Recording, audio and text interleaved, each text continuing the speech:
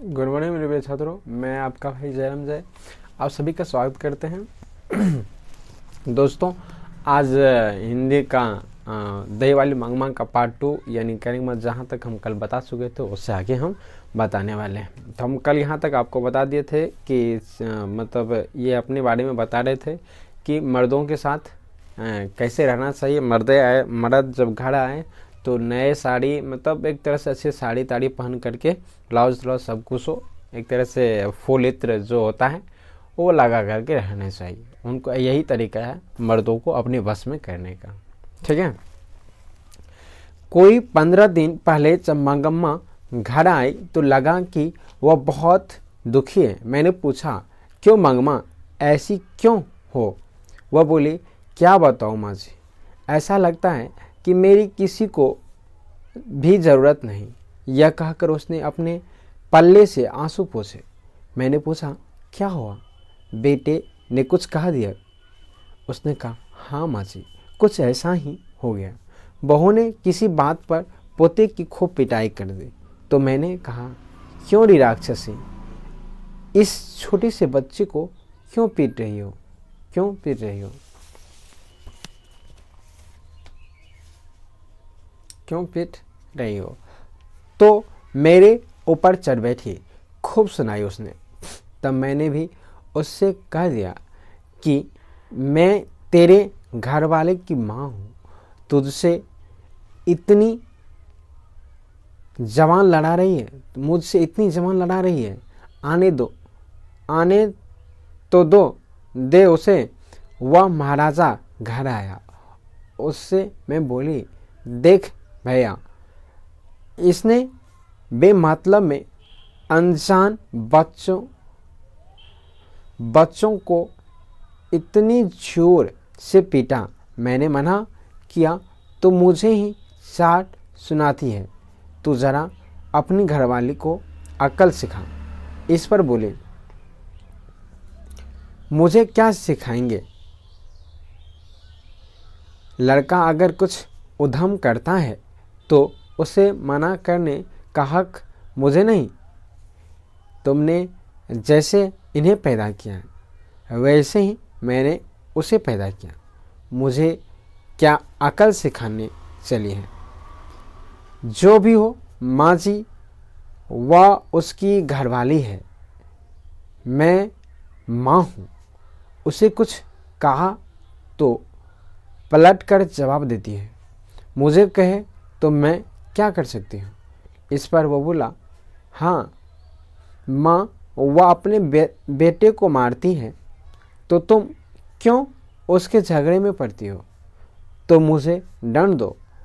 तब मैंने कहा, क्यों रे, मुझसे गलती ही हुई। मुझे बहुत गुस्सा आया माँ जी, बात मेरे मुंह से निकल ही गई। क्या कहता है रे, बीबी ने तुझ पर जादू फेरा है? वह बच्चे को पीटे तो भी ठीक है और मुझे गाली दे तो भी ठीक है। बहुत अच्छे, कल वह कह दे माँ को निकाल तो तू निकाल बाहर करेगा। इस पर वह बोला, और क्या किया जा सकता है माँ? अगर तुम यह कहो कि घरवाली रहेगी तो मैं नहीं रहती, और मैं रहूँगी तो घरवाली नहीं रह सकती। तो उस बेचारी का सहारा कौन दे? मैंने पूछा, मुझ बेसहारा का क्या बनेगा? तब उसने कहा कि तुम्हारा क्या है माँ?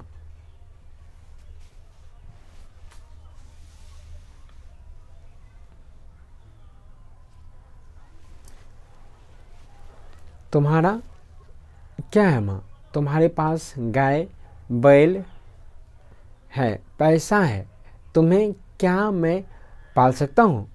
मैंने पूछा, तुम्हारा कहना है कि मैं अलग हो जाऊँ? इस पर उसने साफ कह दिया, तुम्हारी मर्जी। अगर तुम अलग होना चाहती हो तो रोकूंगा नहीं। मैं तुम्हारे झगड़ों से तंग आ गया हूँ। इस पर मैंने कहा, अच्छी बात है बेटा, आज दोपहर से मैं अलग हो जाती हूँ। तुम अपनी घरवाली के साथ सुख से रहो। फिर दही लेकर चली आई माँ जी।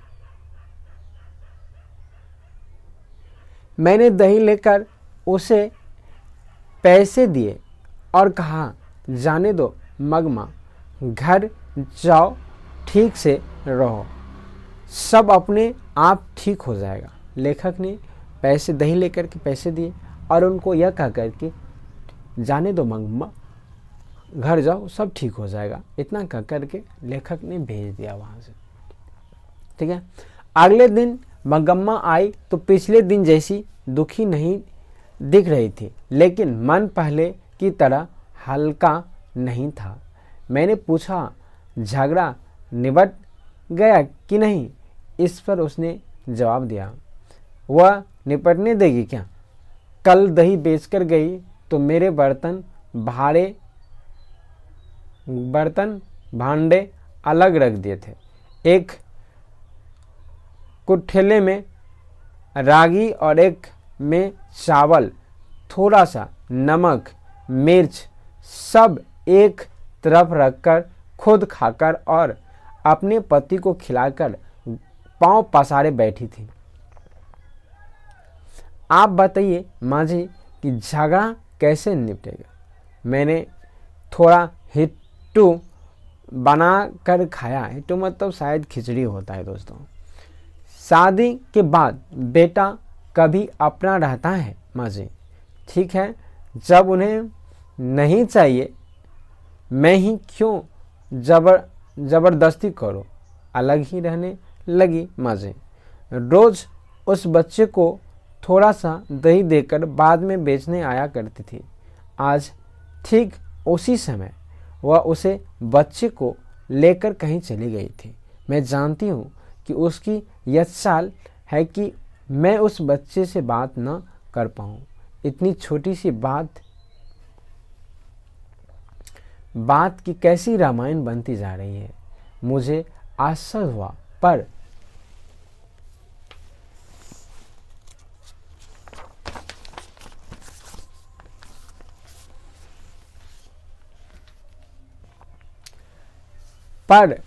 इसमें कुछ कर नहीं सकती थी। इधर उधर की बातें करके मैंने मगम्मा को विदा किया। बाद में 2-1 दिन मैं वह बात उठाई ही नहीं। ऐसा लगा कि वह अलग ही रहने लगी है। एक दिन उसी ने पूछा, माँ जी आप जो मखमल पहनती है ना, वह कैसे कस मिलती है?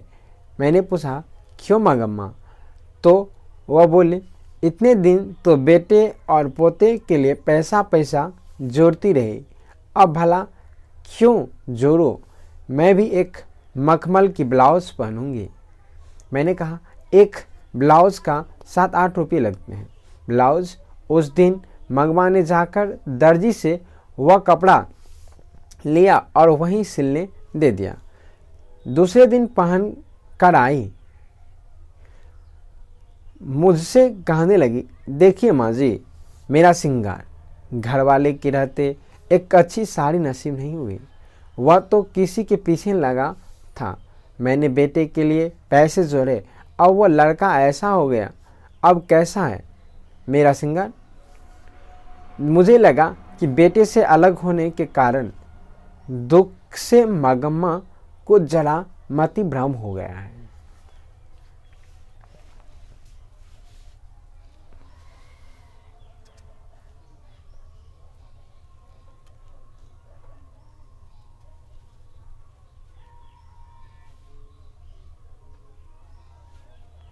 मति भ्रम हो गया है।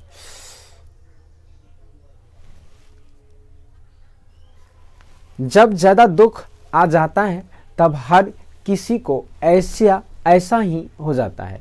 मैंने कुछ न कहा, पर सोचा इस जाकिट के कारण उसे किसी दूसरे से झगड़ा मोल लेना पड़ेगा। उनके गांव का एक लड़का बेंगलुरु में पढ़ रहा था। वह फिरंगियों की तरह अथवा पढ़े लिखे हम जैसे की तरह जरा नफासत से कॉलर टाई पहना था, जरा शौकीन था।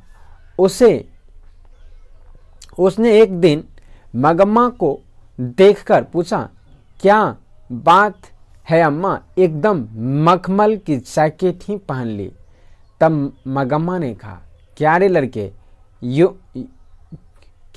यों बड़ करके बातें कर रहा है। तू गले में फांसी लटकाए घूमता है, मैं जैकेट नहीं पहन सकती। दोनों में तू मैं हो गई। पास खड़े 4 लोग हंस पड़े। अगले दिन मगम्मा ने यही बात मुझे सुनाई। दूसरे की बात तो दूर, उस बहू ने भी मगम्मा को सुनाती हुए कहा था कि बहू को एक जैकेट सिलवाकर नहीं दी। सास अलग हो गई और अब मखमल की जैकेट पहनने लगी है। मगम्मा ने ब्याह में बहू को कर्णमूल, कड़े, झुमकी, कान की जंजीर, कंठी और तगड़ी सब दिया था। बाद में भी साल के साल कोई न कोई गहना बनवा देती थी। वह तो बहू को याद नहीं रखा। मगम्मा उसकी बात सुनकर 1-2 बार तो चुप रही। बाद में वह अपने को रोक ना पाई। एक दिन रात को जाकर बेटे से कह दिया कि तेरी घरवाली बड़ी बड़ी बातें बनाती है।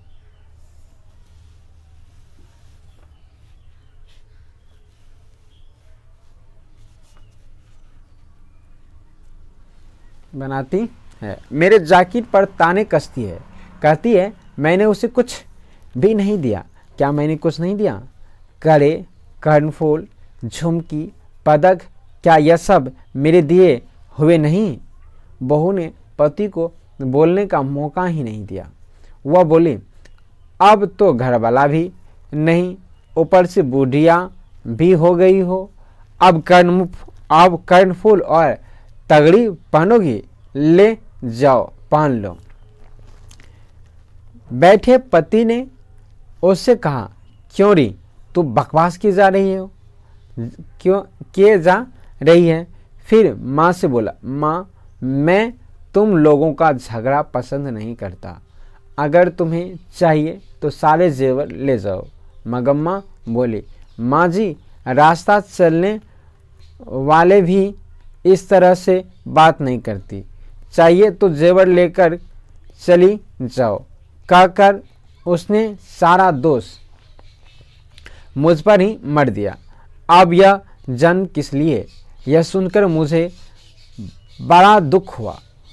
वह भी इसलिए कि बुढ़िया ने अपने पोते को